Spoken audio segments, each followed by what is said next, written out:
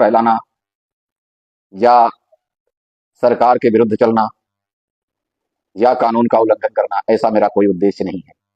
मैं हर उस गलत चीज का, गलत कार्य का, गलत संगठन का, गलत होते हुए किसी व्यक्ति के साथ दुर्व्यवहार का धुर विरोधी हूं, चाहे वह कोई सरकार करे, प्रशासन करे या क्यों न कोई कोर्ट ही करे, क्योंकि अभिव्यक्ति की आजादी है और बोलना हमारा अधिकार है। इसलिए ये सारी चीजें हम कर रहे हैं ताकि आप लोगों को ज्यादा से ज्यादा जानकारी मिले, और इसी जानकारी के लिए आप लोगों के साथ में जुड़ता हूं मैं। और इसके अलावा मेरा आपके साथ में जुड़कर या इस तरीके से बताकर कोई हमारा ऐसा उद्देश्य नहीं है कि आप लोगों को बरगलाना या आप लोगों को दिग्भ्रमित करना। जितनी भी चीजें बोलता हूं वो सभी विथ एविडेंस बोलता हूं, विथ प्रूफ बोलता हूं और विथ कानून बोलता हूं, क्योंकि हमारे देश का संविधान हमें यह अधिकार देता है कि हम from the people, by the people, of the people में ही हम। और संविधान में ये चीज लिखा है कि संविधान किसके लिए है, तो उसमें लिखा है कि from the people, by the people, of the people. हालांकि हम यह नहीं कहते कि सभी एक जैसे हैं, लेकिन अधिकतर लोग ऐसे हैं, या यूं कहें आपको कि अंग्रेजी में एक कहावत है कि all fingers is not same. और जिस तरह से पांचों उंगलियां बराबर नहीं होती हैं, उसी तरीके से हर आदमी, हर व्यक्ति, हर संस्था, हर जन एक बराबर नहीं होते हैं। और इसीलिए कहा गया है कि medicine is the hand of fool, is poison, as poison become medicine in the hand of wise. कहने का मतलब ये है कि अगर किसी पागल के हाथ में हम जहर दे दे, सॉरी दवा दे दे, तो वह उसका उपयोग नहीं जानता, तो वह उसको इस तरीके से यूज करेगा कि हो सकता है उसके लिए वो जहर बन जाए और उसकी मौत भी हो सकती है। लेकिन अगर किसी पढ़े लिखे समझदार व्यक्ति को हम जहर की पुड़िया दे देंगे, उसको भी वह दवा के रूप में यूज कर लेगा, इस्तेमाल कर लेगा। यही कहा है इसमें कि medicine in the hand of fool is poison, as poison become medicine in the hand of wise. तो दोस्तों, समय ज्यादा न लेते हुए मुद्दे पे आते हैं। जैसे कि आपने देखा, आज का टैगलाइन है, बैंक कैसे बना लूट का अड्डा।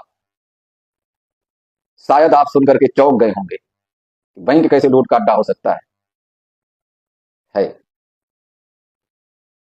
बैंक से बड़ा लुटेरा हिंदुस्तान में कोई नहीं है। क्यों? अगर हम कहें सरकार, तो बैंक ही सरकार है, यह भी ध्यान रखें। और यह भी साबित कर सकते हैं हम, सरकार कुछ नहीं है, सरकार सिर्फ बैंक है। आज के माहौल में ये पोजीशन क्रिएट किया गया, यानी निर्धारित किया गया। अब वो कैसे, अगले सेशन में हम आपको बताएंगे कि बैंक कैसे सरकार हो गई और कैसे चली बैंक, किस तरीके से गुजरते गुजरते आज सरकार बन के बैठ गई है। सरकार तो एक कठपुतली है, किस्तें हम और आप हैं, चाहे गरीब आदमी हो, चाहे अमीर आदमी हो, चाहे मिडिल वर्ग हो, लेकिन इसमें मिडल का कुछ नहीं जाता, और सॉरी, धनी का कुछ नहीं जाता। जो अत्यधिक धनवान होते हैं उनका कुछ नहीं बिगड़ता, जो मिडल वाले होते हैं सबसे ज्यादा उनके ऊपर इसका प्रभाव पड़ता है, क्योंकि गरीब आदमी के पास इतना ज्यादा नहीं होता है कि वो बैंक बैलेंस रखे। तो अगर इसको परसेंटेज में निकाले तो लगभग आप ये मान लीजिए 10 से 15% गरीब पिसता है और 45 से 55% मध्यम वर्ग पिसता है, और सबसे ज्यादा पिसने वाले में मध्यम वर्ग ही होता है। तो इसीलिए आपको ये समझना बहुत जरूरी है। तो सबसे पहले हम समझते हैं कि बैंक, बैंक एक ऐसा शब्द है कि हर व्यक्ति जुड़ा हुआ है। लेकिन बैंक का मतलब अगर किसी से पूछ लो कि बैंक होता क्या है, तो लगभग लगभग 60 से 70% लोगों को यह पता ही नहीं है कि बैंक होता क्या है, बैंक का मतलब क्या है, बैंक कितने प्रकार के होते हैं, बैंकों का काम क्या है, और बैंक कर क्या रहा है। अगर आप इसकी गहराई में जाएंगे, आप बड़े बड़े जो अर्थशास्त्री हैं, जैसे सीए वगैरह जिनको कह सकते हैं आप, कुछ हद तक अर्थशास्त्र का नहीं, सीए वगैरह जो है इनको बैंकिंग का थोड़ा एक्सपर्ट माना जाता है। इनसे भी आप कभी पूछना, आपके एरिया में, आपके आसपास में आपके जानकार सीए भी होंगे, जिसको चार्टर्ड अकाउंटेंट बोलते हैं, आप उनसे पूछना, तो वो आपको रटा रटाया जो उनकी किताबों में पढ़ाया गया है वही डिफिनेशन आपको दे देंगे। जबकि ऐसा नहीं। बैंक का मतलब होता है विश्वास। हमारे जो बुजुर्ग थे वह बताते थे कि बैंक एक ऐसी संस्था है जिस पे हम विश्वास करते हैं, और जिस पे विश्वास करते हैं उसी को हम बैंक कहते हैं। खैर, ये कोई प्रमाणित या प्रमाणिकता के आधार पर मैं नहीं कह रहा हूं, ये एक तरह से बुजुर्गों की सुनी हुई बात आपको बता रहा हूं। यानी हकीकत अगर देखें तो जो बुजुर्ग होते हैं वो जितनी बातें बताते हैं उसका कुछ न कुछ उनकी लाइफ का एक्सपीरियंस के साथ साथ वो उसका निचोड़ निकाल करके आपके सामने रखते हैं। और अगर आपको बैंक का आज के मॉडर्न जमाने में बताएं तो BANK, इन चारों अक्षरों का चार मीनिंग, जो ये चार अक्षर हैं ये चारों चार मीनिंग लिए बैठे हैं। बी का मतलब होता है बिल, ए का मतलब होता है अकाउंट, एन का मतलब होता है नेटवर्क, के का मतलब होता है नॉलेज। यानी बिल, अकाउंट, नेटवर्क और नॉलेज, ये चार चीज। अब इसको थोड़ा सा मोडिफाइड किया गया,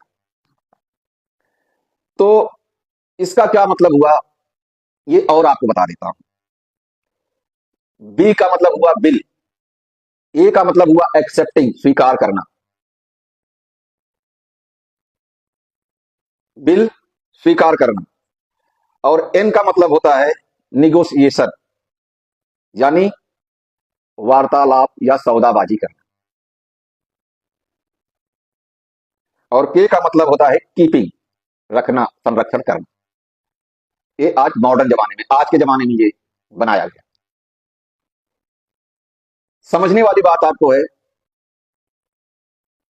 बैंक के लेटर को ही ले लो आप, यहीं से आपको समझना पड़ेगा।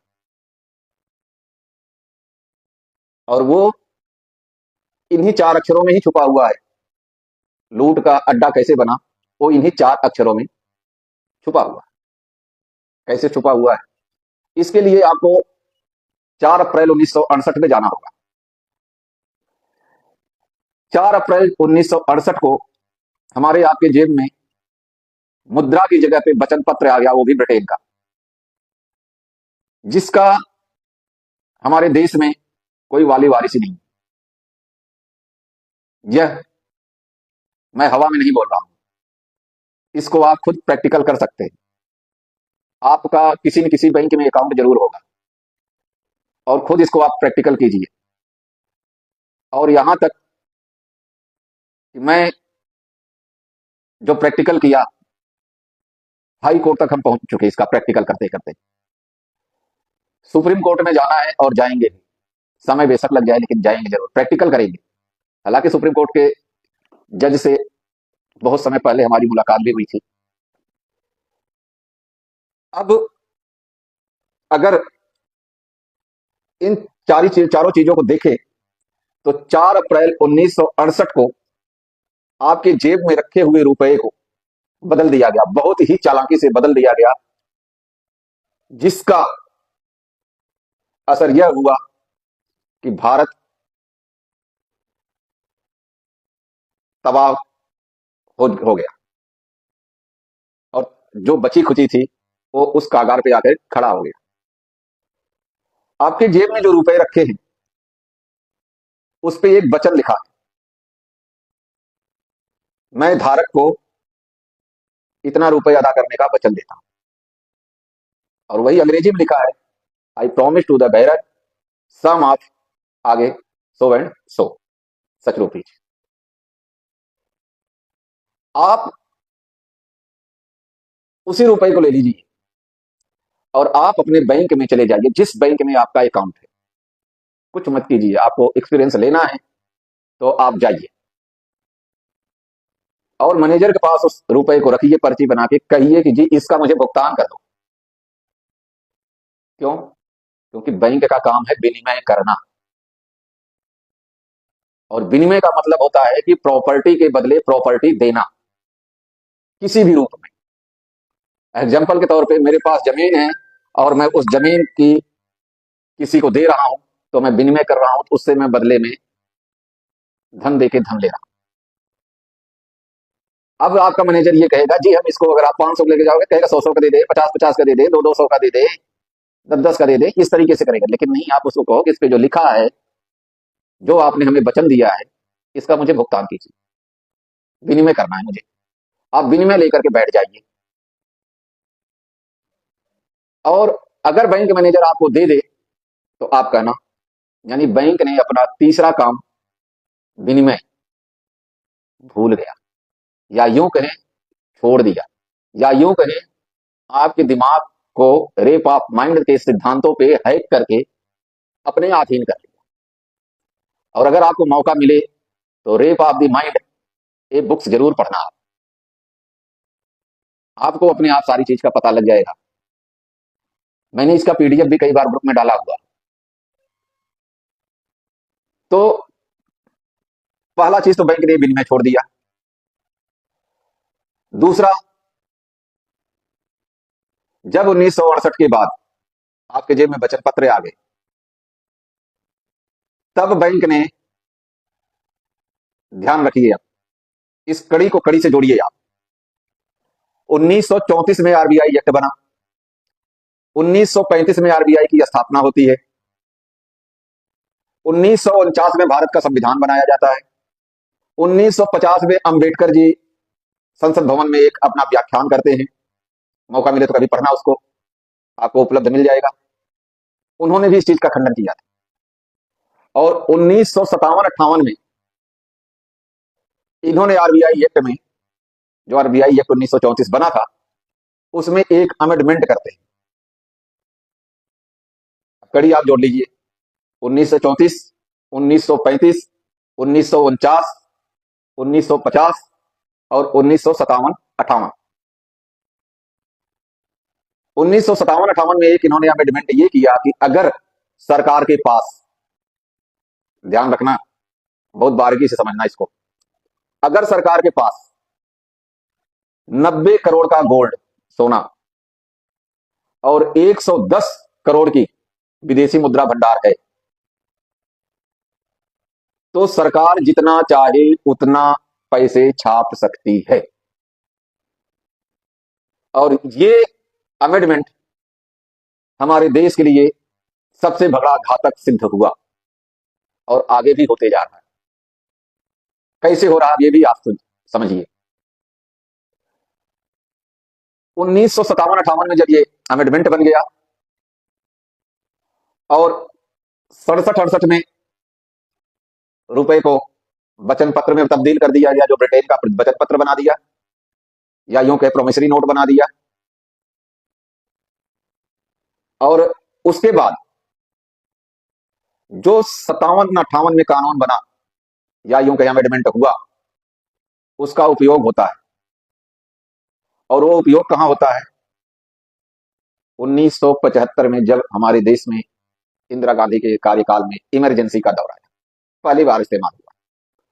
और विडंबना देखिए कि जब ये फर्जी बीमारी कोविड-19 आई थी, कोरोना, तो दूसरी बार यूज किया गया, जिसमें अत्यधिक रुपए छापे गए, और किस तरीके से खपत किया गया ये आप सभी को पता है।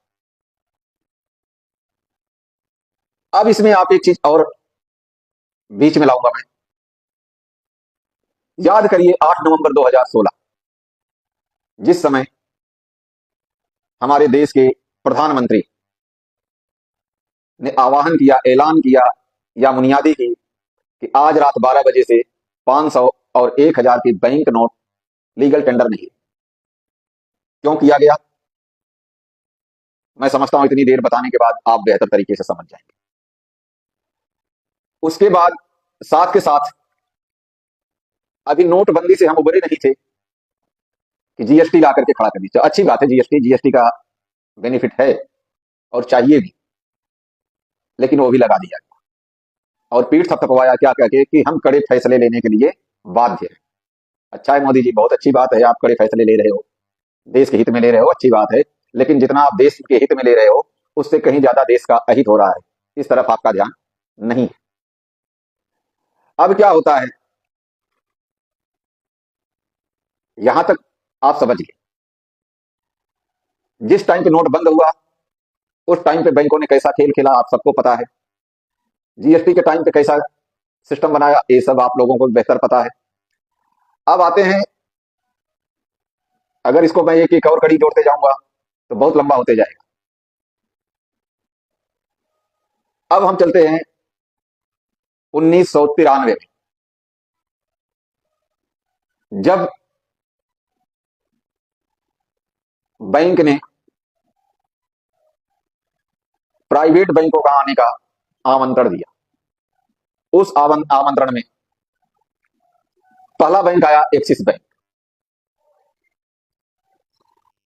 हमारे देश में आपको बताएं 6 तरह के बैंक।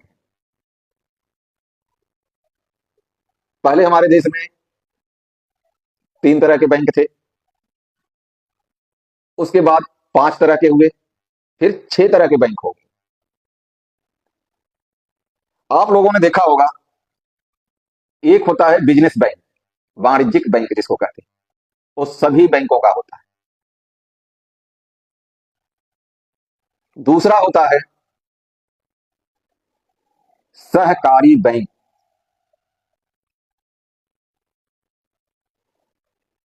तीसरा होता है क्षेत्रीय बैंक। चौथा होता है सरकारी बैंक। सहकारी और सरकारी एक अक्षर का फर्क है, लेकिन काम में बहुत बड़ा डिफरेंस है। और छठा होता है विदेशी बैंक। ये 6 तरह के हमारे देश में बैंक कार्यप्रणाली है। वाणिज्यिक बैंक का काम है बिजनेस, बिजनेस डेवलप करना। क्षेत्रीय बैंक जो होते हैं, वो जैसे जो ग्रामीण बैंक बनाए जाते हैं, फला ग्रामीण बैंक, और हर स्टेट में आपको मिलेगा। ये नहीं कि एक स्टेट में मिलेगा और किसी स्टेट में नहीं मिलेगा, ऐसा नहीं, हर स्टेट में मिलेगा, जिसको ग्रामीण बैंक कहते हैं। तीसरा मिलेगा आपको सहकारी बैंक। ये भी हर डिस्ट्रिक्ट में मिलेगा, हर जिले में मिलेगा, हर स्टेट में मिलेगा। सरकारी बैंक आपको पता ही है, हालांकि कोई मद्रास हाई कोर्ट के जजमेंट के अनुसार अगर देखें तो कोई सरकारी बैंक नहीं है, लेकिन फिर भी मान लेते हैं भाई। और विदेशी बैंक बड़े बड़े मेट्रो शहरों में होते हैं, जैसे दिल्ली में आपको मिलेगा, पुणे में मिलेगा, बेंगलुरु में मिलेगा, मुंबई में मिलेगा, चेन्नई में मिलेगा, कलकत्ता में मिलेगा, कानपुर में मिलेगा, लखनऊ में मिलेगा, मेरठ में मिलेगा। ऐसे बड़े बड़े जो मेट्रो सिटीज होते हैं, गुड़गांव में मिलेगा, ये मिलेगा। अब 1993 के बाद बैंकों की और एनबीएफसी की हमारे देश में बाढ़ आ गई। क्यों? क्योंकि जब उनको लगा कि यहां तो कुछ मलाई, सब कुछ सिर्फ मलाई मलाई है, बिना दूध का मलाई मिल रहा है, तो क्यों न इसको एक्सेप्ट करके किसी न किसी तरीके से बैंक खोला जाए। और सबसे पहला कदम रखा एक्सिस बैंक ने। उसके बाद तो फिर दुनिया भर की, आप आज इतने नाम हो गए हैं कि नाम लेते लेते ही शाम हो जाएगी। और जब ये बैंक बढ़ना शुरू हो गए, तब क्या होता है, 1990-91 में इन्होंने एक सरफेसी एक्ट नामक बीमारी बनाई थी, जो आज भी चलन में है, और जिसके तहत हर व्यक्ति की जमीन, प्रॉपर्टी, दुकान, मकान सब कुर्क होता है, और शासन के द्वारा होता है, प्रशासन के स्तर से होता है। अब आप खेल समझिए कि कैसे अब लूट कहां से शुरू होती है, इसको आपको समझना बहुत ही इंपॉर्टेंट है। जब आप बैंक में जाते हैं, अभी मैंने आपको बताया कि बैंक का ये 5 काम है। और अभी कल परसों अखबार में भी आया था कि लॉकर से सोना ही गायब हो गया। 5-7 दिन पहले आया था कि पोस्ट ऑफिस में 15,000 लोगों के अकाउंट हैक किया गया और जीरो बैलेंस आ गया। एक कानून बना हुआ है बैंकों का। आपके अगर अकाउंट में 5 करोड़ रुपए हैं, बैंक डूब जाता है या इस तरीके से बैंकों के साथ हो जाता है, हैक होकर के अकाउंट आपका न्यूट्रल हो गया, यानी जीरो पे आ जाता है, तो आपको सिर्फ 5 लाख रुपए मिलेगा। यानी 4 करोड़ 95 लाख रुपए आपकी ठगी। होता कैसे? भाई हम तो सबसे सेफ जगह समझ करके ही बैंक में पैसे जमा किए हैं, डिपॉजिट किए हैं। और जब बैंक डूबा डूबा दिखाया जाता है, ध्यान रखें बैंक डूबता नहीं है। आज तक आप मुझे एक बैंक का, लक्ष्मी विलास बैंक को छोड़ करके, क्योंकि उसका एनपीए 26% से प्लस हो गया था, शेयर उसका धड़ाम से नीचे गिर पड़ा और वो बैंक डूब गया। इसके अलावा आप बताइए, और दूसरा बैंक, इसके पहले एक बैंक था बैंक ऑफ कराड़, जिसमें हर्षद मेहता ने 1 करोड़ रुपए का पीवी नरसिम्हा राव को अटैची देने की बात की थी। अगर 1 करोड़ रुपए घोटाला होने से बैंक बंद हो सकता है, 26% एनपीए होने पे बैंक डूब सकता है, तो इतने बड़े बड़े लोन डिफाल्टर होकर के मेहुल चौकसी, विजय माल्या जैसे लोग जा जाके विदेश बैठ गए हैं, वो बैंक डूबा क्यों नहीं? क्या कभी आपने इस चीज पे चर्चा की? इस विषय पे कभी आपने सोचा कि आखिर अगर बैंक ऑफ करार 1 करोड़ रुपए पे डूब सकता है, और ये मैं नहीं कर रहा हूं, ये आप निकाल लेना, गूगल पे मिल जाएगा आपको पुरानी अखबार की कटिंग निकालोगे तो मिल जाएगा कि हर्षद मेहता कांड निकालोगे तो आपको मिल जाएगा पूरा। हर्षद मेहता ही डाल दोगे ना तो आपको पूरा यूट्यूब पे उसका वो आ जाएगा, हिस्ट्री आ जाएगी, एक एक वीडियो पढ़ लेना, देख लेना, समझ लेना। इतने में ही जब बैंक बंद हो जाते हैं भाई, तो मेरे को ये बताओ, 6,6 हजार करोड़, 8,8 हजार करोड़, 14,14 हजार करोड़, 24 लाख हजार करोड़ लेकर के जो जा करके लंदन में बैठ गए, वो बैंक तो डूबा नहीं भाई। कैसे? ऐसा क्या खेल है उनके पास? कौन सी ऐसी मैजिक की छड़ी है इनके पास, जादू की छड़ी है? आपको नहीं पता। क्यों? क्योंकि जब बैंक आपको कर्ज देता है, असल में वो हवाई रुपए ही देता है। न वो आपको वचन पत्र देता है, न आपको वो प्रमोसरी नोट देता है, न आपको वो रुपए देता है, न आपको कोई चेक, डीडी, डिमांड ड्राफ्ट या किसी तरीके से विनिमय करके देता है। वो सिर्फ आपको एक लोन का अकाउंट खोल के उसके अंदर आंकड़ा दिखा देता है, जिसको डिजिट कहते हैं। और आप अपनी उम्र भर जो कमाते हो, उसको बैंक को बतौर किस्त और ब्याज में ले जाकर के जमा करते हैं। है ना कमाल की बात? पहले तो आपने अपनी प्रॉपर्टी, असल प्रॉपर्टी दे दी। आपको एक बात बताता हूं, मैंने प्रैक्टिकल किया और प्रैक्टिकल के आधार पे मैं ये बात बता रहा हूं आपको। आप लोग, ये कानून है और उसका गुटका मिलता है। गुटका मतलब छोटी बुक मिल जाएगी आपको, 110 रुपए की आती है, वो जरूर लेके आए।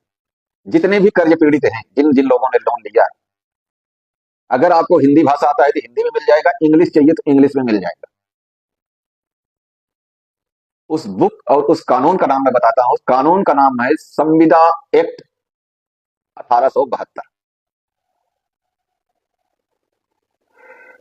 संविदा एक्ट 1872 या कॉन्ट्रैक्ट एक्ट 1872, आप लीजिए। उसमें धारा 26 पढ़िए आप। 26 का सेक्शन 1 से लेकर के 7 तक आप पढ़ लीजिए, आपका मामला साफ। मैंने प्रैक्टिकल किया। अभी हमने आपको बताया कि विनिमय का मतलब होता है प्रॉपर्टी के बदले प्रॉपर्टी। दूसरा लूज पॉइंट आपको बता रहा हूं, जितनी भी बैंक है, कोई सा भी है, 6 के 6 में से मैं बता रहा हूं, कोई सा भी है, और चाहे एनबीएफसी भी नहीं हो, सबको एक ही रटा रटाया जवाब आपसे मिलेगा कि मैं, हमारी बैंक, हमारी शाखा, हमारी एनबीएफसी आरबीआई एक्ट 1934 के तहत ही काम करते हैं। यानी बैंक का जो कानून है 1934 आरबीआई एक्ट, इससे बाहर वो नहीं जा सकता, ये सभी बैंक कहते हैं।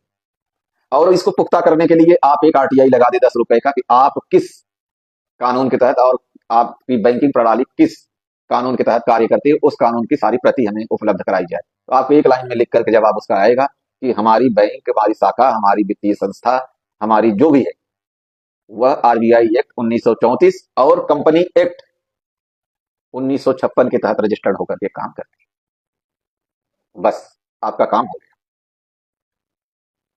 अब जब आप आरबीआई एक्ट पढ़ेंगे तो उसमें धारा 39 का सेक्शन 2 पढ़िए, सेक्शन 1 पढ़िए।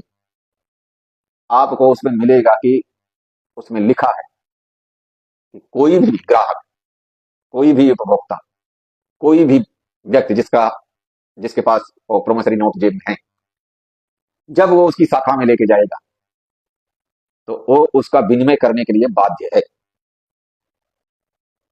और उसमें यह भी लिखा है कि अगर बैंक देने में असफल रहा तो वह उसको सरकार के पास भेजेगी, और अगर सरकार देने में विफल रही तो वह करेंसी, वह प्रोमिसरी नोट, वह वचन पत्र क्या होगा, अवैध निविदा करार कर दी जाएगी, यानी वो नोट नकली करार कर दिया जाए, ये लिखा है। और बैंकों ने इसी का बकायदा फायदा उठाया, क्योंकि हम लोग इतने जागरूक हैं नहीं। इसी वचन पत्र को हम रुपए और मुद्रा मान बैठे। हम करते क्या है, हम एक्सचेंज करते हैं, विनिमय ना करके हम एक्सचेंज करते हैं। एक्सचेंज किसी भी चीज से किया जा सकता है, ध्यान रखें, विनिमय और एक्सचेंज, अदला बदली में बहुत फर्क है। अगर इसका दोनों का डिफिनेशन देना शुरू करूंगा तो सुबह से शाम हो जाएगी। अब आप क्या करिए, कोर्ट का दरवाजा खटखटाइए। मैं कोर्ट में गया तो पहले तो हमारी पिटीशन जो है लग नहीं रही थी। हमारी मतलब मैं किसी भाई का लगवा रहा था, किसी न किसी तरीके से एर्गुमेंट वगैरह करने के बाद एक्सेप्ट हो गई। एक्सेप्ट हुई यानी बाबू ने ले लिया कि ठीक है, हम इसको आगे कोर्ट में सबमिट करेंगे। 2 घंटे बाद फोन आता है, आपके ऊपर देशद्रोह का मुकदमा दर्ज हो जाएगा, जिस वकील ने ये किया है उसका बार का लाइसेंस रद्द हो जाएगा और आपकी जमानत भी नहीं होगी। मैंने कहा जी और क्या चाहिए मुझे, देशद्रोह का मुकदमा मेरे पे अविलंब दर्ज कराओ, क्योंकि मैंने तो मेरे घर में ये चीज छापी नहीं, ये कानून मैंने मेरे घर में बनाया नहीं, आपका ही बनाया हुआ कानून है, आपका ही दिया हुआ ये नोट है, और उसी कानून के तहत मैं आया हूं, तो भाई आप अविलंब कीजिए।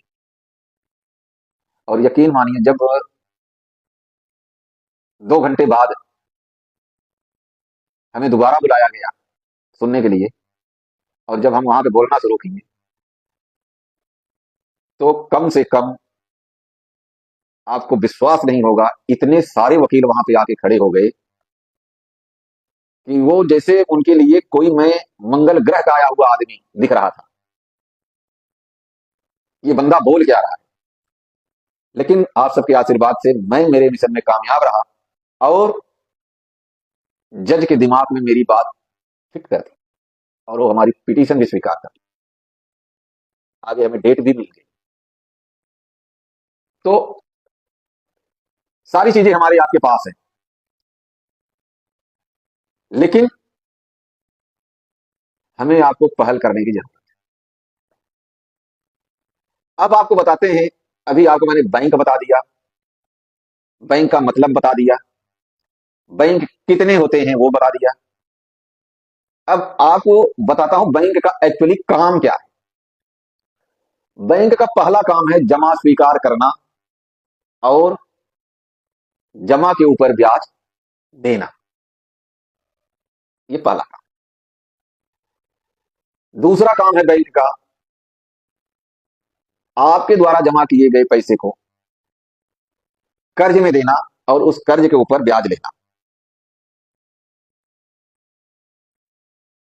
तीसरा उसका काम है मुद्रा का विनिमय करना। जो ये काम बैंक करना ही बंद कर दिया। क्यों? न आपने कभी पैसे मांगा उससे, न वो कभी देने के लिए आपको प्रेरित किया। आप तो गए एटीएम से निकाले पैसे, आया ले जाके जमा कर दिए। आजकल तो एटीएम भी यूज नहीं करते लोग, फोन पे, गूगल पे, पेटीएम इस पे चल रहे हैं, यानी विनिमय खत्म। लेकिन करता है बैंक। कैसे करता है? विदेशी मुद्रा, आपके डॉलर को चेंज कर देगा, दरहम को चेंज कर देगा, पाउंड को चेंज कर देगा, और हम आप उसी को विनिमय समझे बैठे हैं। जबकि भारत में उसको, जो हमारे आपके जेब में वचन पत्र है, उसका विनिमय करना चाहिए, यानी ट्रैक चेंज कर दिया। इसके बाद उसका काम है निवेश। निवेश के लिए वो आम जन को प्रेरित करे, अच्छी योजनाएं लाए जिससे लोगों को प्रॉफिट हो। आज बैंक क्या कर रहा है? आपको जाते ही कह देगा कि आप फला बीमा करवा लो, आप ये कर लो, आप वो कर लो। योजनाएं बनती है, कभी समृद्धि कन्या योजना बना देगा, कभी ये बना देगा, कभी मेडिकल योजना बना देगा, मतलब 100 तरह के। और उसके साथ साथ उसका काम है रोजगार देना। बताइए बैंक कितने लोगों को रोजगार दिया? वही है जो उसके अंदर काम कर रहे हैं, इसके अलावा तो कोई नहीं है। आप अपने एरिया में बताइए कि बैंक वालों ने, कौन से बैंक वालों ने कितने लोगों को रोजगार प्रोवाइड करवाया, मुहैया करवाया? आपके पास जीरो मिलेगा। तो बैंक ये काम करना छोड़ दिया। क्यों छोड़ दिया? क्योंकि हमारे आसपास जागरूकता की कमी, और इसी कमी को बैंक ने कैश किया। हमारी कमी को बैंक ने कैश कर लिया, और उस कैश को इस हद तक लेके आया कि बैंक सबसे बड़ा ठगी का अड्डा बन गया। और ये मैं नहीं कह रहा हूं, ये हमारे आप सबके साथ हो रहा है, लेकिन हम लोगों की आंखों के ऊपर ये कहें चश्मा या ये कहें पट्टी बनी। हम देखते हैं, लेकिन उसका आकलन करके खंडन नहीं कर पाते। ध्यान रखना, आकलन करके खंडन करना, सुनी सुनाई बातों का नहीं। कोई चीज आप सुनिए, उसका आकलन कीजिए, उसका पॉजिटिव निगेटिव सोचिए, उसके बाद उसका आप खंडन कीजिए या वंदन कीजिए। दो ही चीज होती है, तीसरी तो होती नहीं है। तो हम लोगों ने क्या किया? हमने एक लेटर लिखा, रिजर्व बैंक ऑफ इंडिया को, प्रति मेरे पास उपलब्ध है। उसमें ये लिखा कि जिस तरह बैंक डूबने पर आम व्यक्ति को reserve bank of India 5 lakh की सिक्योरिटी देती है, गारंटी देती है, ठीक उसी तरह से एक पैनल बना करके जो कर्जदार डूबता है, उस कर्जदार को भी उसके कर्ज के आकलन के अनुसार एक निर्धारित राशि 50,000 से लेकर के 5 लाख तक निर्धारित कर दिया जाए, ताकि हमारे देश में कर्ज से पीड़ित व्यक्ति आत्महत्या न कर पाए, और कोई भी व्यक्ति घर से बेघर होके रोड पे ना आए। जानते हैं, हमने ये लिख करके तो दे दिया, चिट्ठी भेज दी, उसका जवाब क्या आया हमारे पास पता है आपको? चिट्ठी भेजी थी, वो चिट्ठी घूमते घूमते मोदी जी के पास पहुंच गई, और लगभग 4.5 महीने बाद मेरे पास एक कॉल आता है पीएमओ कार्यालय से, और वो कहते हैं कि जी आपने एक कंप्लेन किया था। मैं सोचने लग गया जी हमने तो कोई कंप्लेन नहीं किया था। बोला आप राजू मिश्रा जी बात कर रहे हैं? मैं कहा हाँ जी बात कर रहा हूँ। बोला आपका ये नंबर है? मैंने कहा हाँ जी ये नंबर है। बोला जी आपकी ये शिकायत नंबर है जो हमारे पास ऑनलाइन आई हुई है, और इसमें सरकार की तरफ से इंक्रोचमेंट लगा करके आपको भेजा गया है, आप क्या उससे संतुष्ट हैं? मैं कहा जी मैंने देखा ही नहीं, आप उसे डाक से भेज दीजिए। कहते जी आप इस तरीके से आप साइट पे जाइए, ऐसे ऐसे करके आप उसको डाउनलोड कीजिए। मैं कहा जी मुझे इतना, मैं टेक्निकली नहीं हूं, बेहतर होगा कि आप उसे डाक से भेज दीजिए। अगर आप रजिस्ट्री और एडी पोस्ट करवाने में असफल हैं, तो आप हमारे पास ऐसे ही भेज दीजिए जो इसका खर्च आएगा वो मैं भुगतान कर दूंगा। बोला ठीक है जी मैं लिख लेता हूँ, आप कोशिश करके इसको निकालिए। पता तो था ही मुझे। मैं कहा क्या पता मोहर लग के आ जाए तो हमारे लिए अच्छा होगा। जब मैंने उसको ऑनलाइन निकाला, उसमें कुछ भी नहीं था। उसमें ये था, आपके द्वारा लिखा गया पत्र के संदर्भ में आपका यह सुझाव संबंधित विभाग को भेजा गया और आपके इस पत्र को डिस्पोज ऑफ किया जा रहा है। अब बताइए संबंधित विभाग कौन सा हो गया? यानी आरबीआई ने कहां कहां भेजा, घूम घूम के तो मोदी के पास गया, उनके पोर्टल से ये जवाब आ गया। तो उनका पोर्टल ये इंगित करता है संबंधित विभाग यानी आरबीआई को ही वापस गया, और आज तक उसका कुछ जवाब नहीं आया। फिर हमने एक लेटर लिखा, उस लेटर का प्रति साथ लगा के मैंने एक और लेटर लिखा कि यदि इस गंभीर विषय पर सरकार, बैंक प्रणाली, रिजर्व बैंक ऑफ इंडिया, वित्त मंत्रालय के साथ साथ मुद्रा के लेन देन संबंधित जितने भी विभाग हैं, यदि इस पे संज्ञान नहीं लेते हैं तो हम जन बल के साथ बैंकों के साथ साथ डीएम कार्यालय का भी घेराव करेंगे। हमने लिख के डाल दिया, लेकिन आज तक जवाब नहीं आया। अब उसका जवाब लेने के लिए मुझे आरटीआई लगाना है, समय नहीं मिल पा रहा है। लगाएंगे, जवाब लगाएंगे, उसका आरटीआई मांगेंगे क्या कार्रवाई हुई। तो अगर आपका 5 करोड़ जमा है, यानी आरबीआई ने उनको ठगी मारने के लिए एक लाइसेंस दे दिया। आरबीआई और सरकार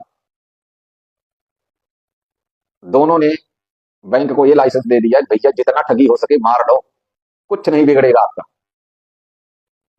क्यों नहीं बिगड़ेगा? अरे भाई जो 5 करोड़ मुझे दे देगा और मेरा पीछा 5 लाख रुपए में छुटता है तो मैं हंसी हंसी कर दूंगा, लो भाई 5 पकड़ो और बैठा के चाय कॉफी और पिलाऊंगा। तो सरकार ने सह दे दिया, इसलिए बैंक सबसे बड़ा लूट का अड्डा बन गया। और ये आज से नहीं बना, 1967 से बनना शुरू हुआ, लेकिन 1993 के बाद कुछ इसमें धन्याट सेठों का पदार्पण हो गया। उसमें बड़े बड़े सेठ जैसे महिंद्रा हो गए, अंबानी ग्रुप हो गया, अडानी ग्रुप हो गया, ऐसे ही बिरला ग्रुप हो गया। ऐसे बड़े बड़े सेठों ने क्या किया, 500 करोड़ का बॉन्ड बनाया और उस 500 करोड़ बॉन्ड के ऊपर इन्होंने एनबीएफसी का लाइसेंस ले लिया। और कुछ तो इतने तेज थे जो 1000 करोड़ का बॉन्ड बना करके प्राइवेट बैंक खोल लिया। और जो 1000 करोड़ का बॉन्ड बना के बैंक खोले या 500 करोड़ का बॉन्ड दे करके एनबीएफसी खोले, आप यकीन मानिए वो 1 साल के अंदर अंदर 500 करोड़ को कब उन्होंने 5000 करोड़ में कर लिया, 1 साल के अंदर अंदर। किसी को कानो कान पता लगा ही नहीं। तो अब आप बताइए बैंक सबसे बड़ा ठगी का अड्डा है या नहीं? और सरकारी तौर पे प्रशासन की देखरेख में, प्रशासन की सह में और सरकार से मान्यता प्राप्त ठगी का अड्डा बैंक है। आप कभी भी बैंक, दूसरा आपको एक और बताता हूं, आरबीआई ने एक और छूट दिया है बैंकों को कि भाई अगर आपके जेब में 10 रुपए है, आप 100 रुपए का कर्ज दे सकते हो। अब बताइए कैसे संभव है? कोई एक व्यक्ति हमें बता दे कि आपके जेब में 10 रुपए है और आप किसी मांगने वाले को 100 रुपए दे दोगे बिना किसी से लिए, कैसे संभव है? यानी 90 रुपए आप कहां से पैदा करोगे? आपके पास क्या वो जो आपके जेब में 10 रुपए है वो 90 रुपए और पैदा कर देगा? नहीं कर सकता था। लेकिन बैंक हो जाता है। बैंक भी चीज इजी से हो जाता है, इजीली हो जाता है, बहुत ही नॉर्मलता से हो जाता है, कोई कठिनाई नहीं। और विडंबना देखिए कि जितने भी लोग ग्राहक बैंक में अकाउंट खोलते हैं उनके पैसे जमा होते हैं, किसी के पास मैसेज नहीं आता है कि आपके पैसे को मैं आगे कर्ज पे दे रहा हूं, आपका बैलेंस इतना कम हो गया, इसका ब्याज के साथ जितने दिन बाहर पैसे रहेगा, आपको जब तक जरूरत नहीं तब तक आपके पैसे को मैं ब्याज पे चलाया हुआ हूं, जिस दिन आप ले लोगे पैसे वो दूसरे के खाते से एडजस्ट करके आपको दे देंगे और आपका ब्याज बंद हो जाएगा। किसी के पास ऐसा मैसेज नहीं आता, न बैंक कभी ये चीज किसी के साथ करे। तो इसका मतलब क्या हुआ? सीधा सीधा बैंक सबसे बड़ा लूट का अड्डा है। दोस्तों, आज का लाइव बहुत लंबा हो गया, लगभग 1 घंटा हो गया। आपको अगले सेशन में हम बताएंगे, कल समय मिला तो कल, और नहीं तो परसों आपको बताएंगे इसका पार्ट 2। और उसमें आपको हम बताएंगे कि बैंक ये सब खेल जो खेलता है किस तरीके से खेलता है, जिसमें आपकी मौन स्वीकृति होती है। ऐसा नहीं है बैंक मनमानी करता है, आपकी मौन स्वीकृति से खेलता है। तो अगला पार्ट 2 में आपको ये बताएंगे कि आपने कैसे कैसे बैंक को मौन स्वीकृति दी कि वो आपके साथ ठगी करे। इसी के साथ दोस्तों आज का लाइव यही समाप्त करते हैं, और उम्मीद करता हूं कि आप हमारे द्वारा बताए गए समस्त बातों का आकलन करते हुए सतर्कता जरूर बरतेंगे, क्योंकि जब तक आप सतर्क नहीं होंगे, जब तक आप इन सारी चीजों का कड़ी से कड़ी मिलाकर के आप इसका आकलन नहीं करेंगे, तब तक आप ऐसे लुटते रहेंगे और रोड पे आते रहेंगे, मरने के लिए मजबूर होते रहेंगे, लेकिन आपको समाधान नहीं मिलेगा। अगले सेशन में आपको बताएंगे कि बैंक को आपने मौन स्वीकृति कैसे दी अपने आप को लुटवाने के लिए, और किस हद तक बैंक आपको लूट सकता है। इसी के साथ दोस्तों जय हिंद, वंदे मातरम, और मिलेंगे नेक्स्ट सेशन में। तब तक के लिए जय हिंद। साथ में जुड़े सभी भाइयों का दिल की गहराइयों से आभार व्यक्त करते हैं। धन्यवाद। वंदे मातरम।